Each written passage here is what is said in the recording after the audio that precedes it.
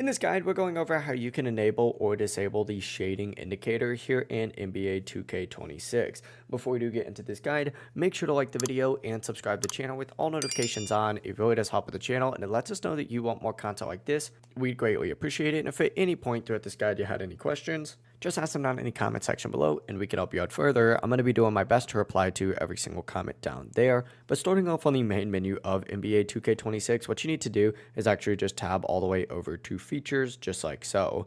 Once you're in features, go ahead and open it up. And of course, you're going to have to scroll through here a little bit, but find controller settings. It's going to be on the left-hand sidebar under options.